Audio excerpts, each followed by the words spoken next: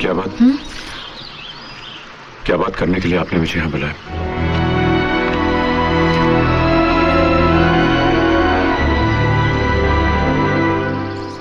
वही सोच रही हूं, कहां से शुरू करूं, कैसे शुरू करूं। जो भी कहना है साफ साफ कह दीजिए ना। मुझसे शादी करेंगे? मुझे आपकी खूबियां और अच्छाइयां भा गई हैं। घर चलिए, आपके माँ पिताजी बहुत परेशान होंगे। ये मेरे सवाल का जवाब नहीं।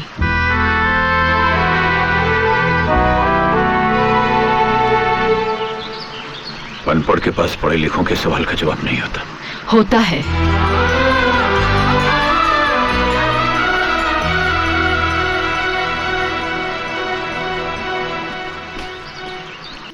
मैं आपके टूटे दिल पर तरस खाने नहीं आई, बल्कि इसलिए आई हूं कि आपसे जुड़ने के बाद कभी मेरा दिल नहीं टूटेगा। देखिए, मेरा मेरे परिवार और तकदीर दोनों से अनबन है। मुझसे गम या खुशी कोई भी चीज संभाली नहीं जाती। गौरी आपकी जिंदगी से जा चुकी है, फिर भी आप उसकी यादों को संभाले हुए हैं। फिर मेरा प्यार क्यों नहीं संभलेगा? मैंने गौरी को भुला दिया है। नहीं, गौरी ने आपको भुला दिया है। प्यार दो दिलों की दास्तान है। ऐसे साथी के जाने का क्या गम, जिसके पास दिल को समझने वाला दिल ही ना हो। गौरी की गलतियों को अपने सर लेकर आपने उसका भला ही चाहा। आपकी यही खूबी मुझे आपके करीब ले आई। मुझे आपसे प्यार हो गया है। अब मेरे साथ वो मत कीजिएगा जो गौरी ने आपके साथ किया। थोड़े दिनों में बहुत से सपने देख लिए मैंने। अब नींद से जगाना या नींदें उड़ाना आपके हाथ में है। कल सुबह मैं इसी जगह आपका इंतजार करूंगी।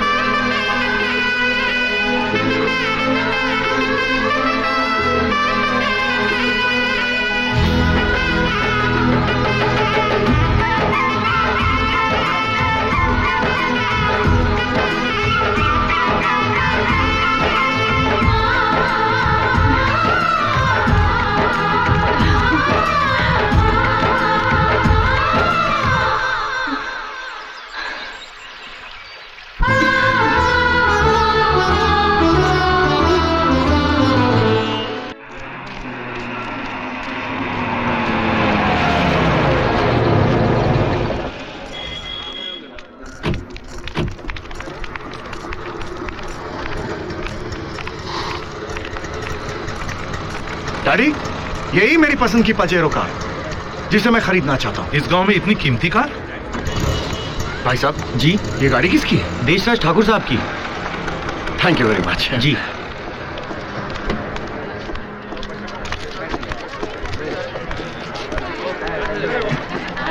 जग्गा, लाइए मालिक। क्या कह रहे थे वो लोग? कार की तारीफ कर रहे थे मालिक, कह रहे थे ऐसी खरीदना चाहते हैं। ओह, अच्छा।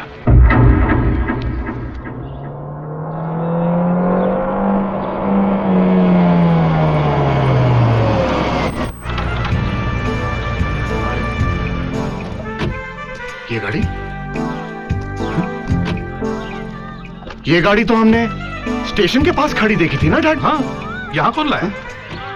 वॉचमैन, एक साहब आए थे, चाबियां और चिट्ठी दे गए। गांव के दामाद को हमारी तरफ से भेंट। देशराज ठाकुर। ठाकुर? डैड, ये देशराज ठाकुर कौन है? नहीं। क्या आदमी है? मैं इतना बेवकूफ नहीं हूं बेटा अर्जुन, जो बिना किसी वजह के भानु प्रताप के दामाद को 20 लाख की गाड़ी मुफ्त में दे दूं। ये मेरे दूर की सोच है। इसे कहते हैं कनेक्शन देकर फ्यूज निकालना। पिताजी, आप क्या कहना चाहते हैं? मेरी समझ में तो कुछ नहीं आ रहा है। मैं समझाता हूं। भानु प्रताप ने जिस वकील के घर अपनी बेटी ब्याही है, वो करोड़पति है। अच्छा? हाँ। अगर उसकी बेटी का ब्याह तुम्हारे साथ हो जाए, तो मैं जब चाहूं उस भानु प्रताप को जलील कर सकता हूं। वो कैसे? देखो अर्जुन, जब वकील की बेटी बहू बनकर हमारे घर आएगी, तो हम उसे तंग करेंगे। तब वकील वही करेगा जो हम कहेंगे, और भानु प्रताप वो करेगा जो वकील कहेगा।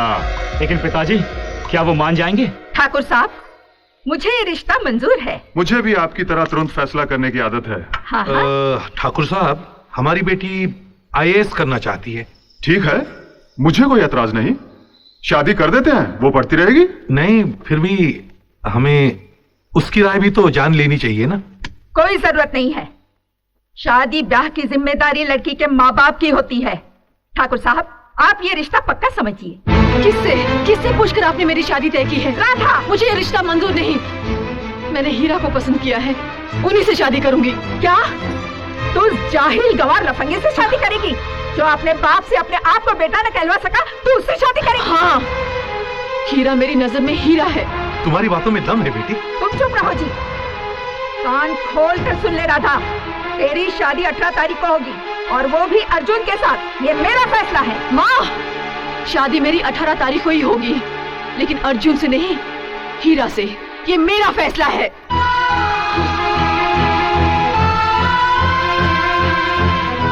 लो, पसीना पोंछो। अरे हीरा, हीरा, राधा ने तेरे लिए चिट्ठी भेजी है। राधा की चिट्ठी? हाँ।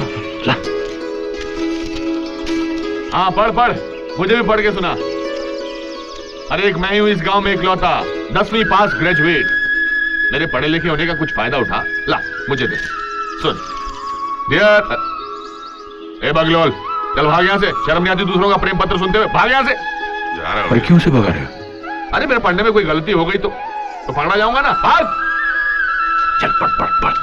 प्रिय हीरा जी, मेरी मम्मी ने मेरी मर्जी के खिलाफ मेरी शादी तय कर दी है। आने वाले 18 तारीख को मेरी शादी होने वाली है। लाख कोशिशों के बाद भी मैं इस फैसले को रोक नहीं पा रही हूँ, मगर आप चाहे तो इसे रोक सकते हैं। 18 तारीख को वैद मंत्रों से बंधा जाने वाला मंगलसूत्र मैं आपके हाथों पहनना चाहती हूँ। अगर ऐसा नहीं हुआ तो मैं गले में रस्सी डालकर जान दे दूंगी। मंगलसूत्र या फांसी का फंदा, फैसला आपके हाथ में।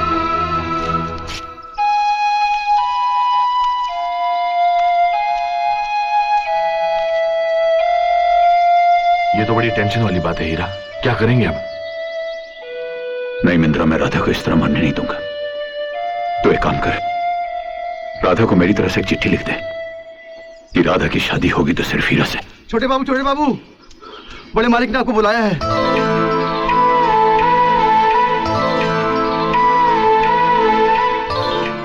बड़े मालिक ने मुझे बुलाया? हाँ छोटे बाबू। तू सच कह रहा है ना? हाँ छोटे बाबू। नहीं, उन्होंने क्या कहा? उन्होंने ऐसा कहा कि जाओ जाके हीरा को बुला के लाओ। हाँ छोटे बाबू।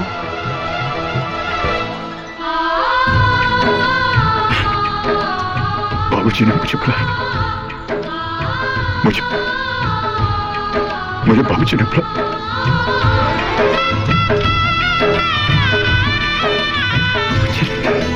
मुझे बुलाया।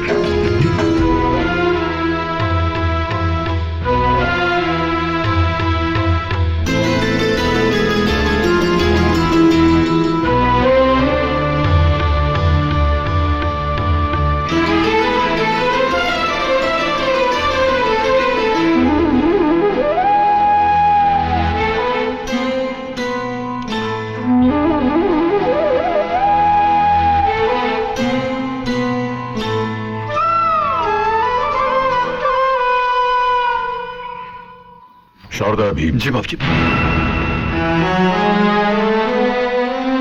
शारदा अभी थोड़ी देर पहले समधी जी और समधन आई थी अपनी बेटी राधा की शादी के न्योता देने। हीरा और राधा कैसे एक दूसरे के करीब आए ये मैं नहीं जानती, मगर मैं ये नहीं चाहूंगी कि हीरा से राधा की शादी हो। हीरा आपका बेटा है, इसके सिवा उसकी अपनी कोई पहचान नहीं है। रिश्तेदार समझकर अगर मैं शादी के लिए हाँ भी कर दूं, तो इसकी क्या गारंटी है कि वो शादी करेगा? इससे पहले भी एक लड़की से प्यार करके वो ऐन मौके पर शादी करने से इनकार कर चुका है। आप अगर चाहते हैं कि हमारी इज्जत बनी रहे, तो हीरा से कह दीजिए कि वो उसे भूल जाए। राधा को मैं संभाल लूंगी।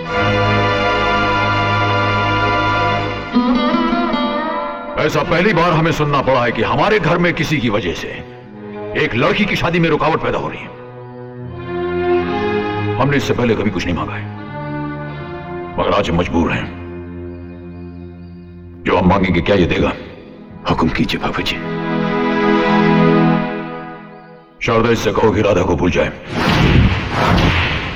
अगर ये ऐसा करता है तो करण बर्न की तरह हम इसे बेटे का दर्जा देंगे। इससे पूछो, इसे राधा चाहिए या पाप?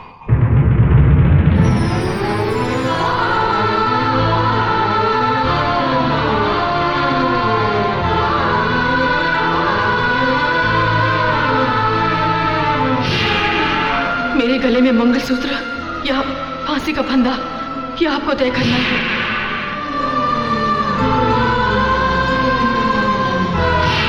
इसे पूछो, इसे राधा चाहिए या पाप?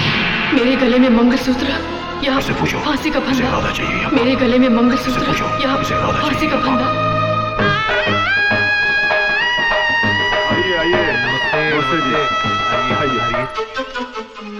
तेरे पिताजी तुझे बेटा कहीं सिर्फ यही सुनना चाहते हैं, तेरे कान। राधा की वेदनाएं, उसकी आवाज नहीं सुनना चाहता तू। हीरा, प्यार सदियों में किसी नसीब वाले का दरवाजा खटखटाता है। राधा के प्यार ने तुझे आवाज दी है। बहरा मत बन, लांग जा बाप की लक्ष्मण रेखा को। किसी इंसान का गुस्सा उसकी उम्र से बड़ा नहीं होता। जा जा, थाम ले राधा का हाथ। हीरा जा।